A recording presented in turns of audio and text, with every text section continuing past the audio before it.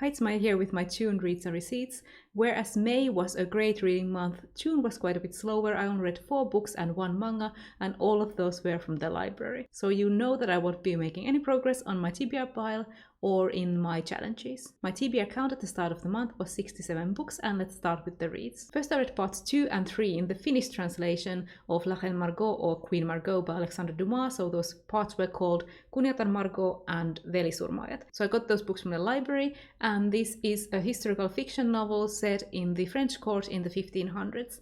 And for some reason, when this book was translated to Finnish in the 60s, it was translated in multiple parts. So that was 3 parts, and I read the first part all the way back in January. That first part focused on the St. Bartholomew's Day massacre, and it took me a while to get into this book because there were so many characters introduced, and I didn't know the historical reference points for all of them. So this book is very much about the political power struggles in the French court, and Dumas did go like all in making the Queen Mother, Catherine de Medici, the villain. So I read the second part of the book in June. That one is of course the middle part of the original novel, and it was the most interesting one. I was already familiar with the characters, there was so much intriguing plotting going on, and I couldn't wait to read the conclusion. But in fact, the middle part was my favorite part of the novel. I didn't love the final part of the translation as much. My favorite characters were these 2 noblemen, La Mole and Coconnas, one a Huguenot and one a Protestant, and they went from friends to repeatedly trying to kill each other to like best friend soulmates, and they were great fun to read about. So they provide a lot of the comic relief, being farther away from the court plotting than the other characters, and they are more like Dumas, the Three Musketeers type characters, but they also provide some of the more tragic elements, so it's not all fun and games with them. This book ends without wrapping up all the plot points, most notably the fight for the crown. I googled, and the next book, La Dame de Montsoreau or Chicot the Jester, starts 4 years after this book, and I will continue on with the series in the Finnish translation. I think this time it's translated into 4 volumes. The second part of the translation got 4 stars and the final part got 3.5 stars, so I think all the parts together average into one 3.5 star novel. Next from the library I read Come Tumbling Down by Shannon Maguire, and this is the 5th book in the Wayward Children Portal Fantasy series. So this is a series of novellas, and in this one we go back to the Moors, which is Jack and Jill's world, and I really enjoyed that setting in the second novella, Down Among the Sticks and Bones. And I still really like the aesthetics of the Moors, and I like how well Jack fits into the scientist role. It's a cool world. But I prefer the Wayward Children novellas where we focus on one major character and not a group of them going on an adventure. The POV head skipping that happens even like over one single page gets to be a bit too much. I also think that the kids didn't actually do that much in this, so I wonder if we even need them on this adventure. So even though I love the world, Jack and vampires, this is my second to least favorite Wayward Children novella. My least favorite is still Beneath the Sugar Sky, but this one still got 3 stars.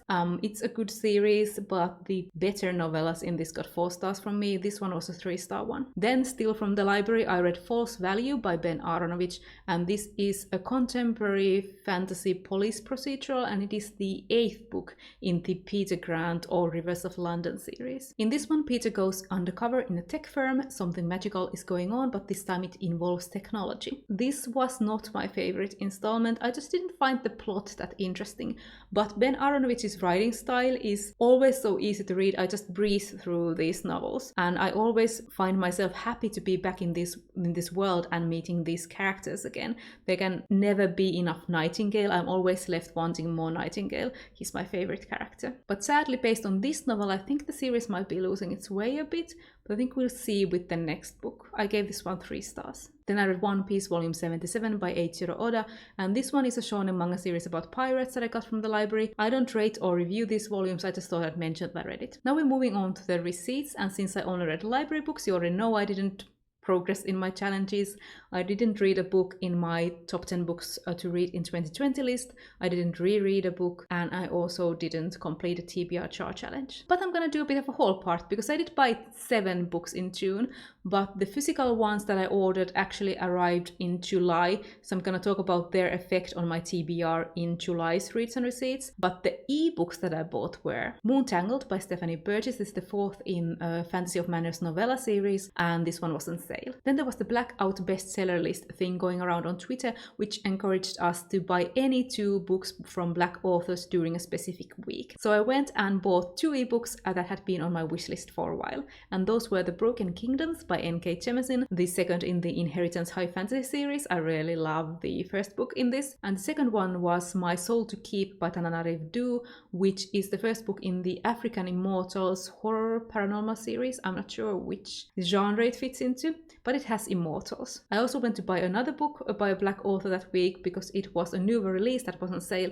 and that one was Queen of the Conquered by Kaysen Callender. And it's a fantasy novel that I hear is a revenge story with a complicated main character, and I tend to love that stuff, so I wanted to try it out. And now for the stats. In June I read 5 books, that was 1,330 pages.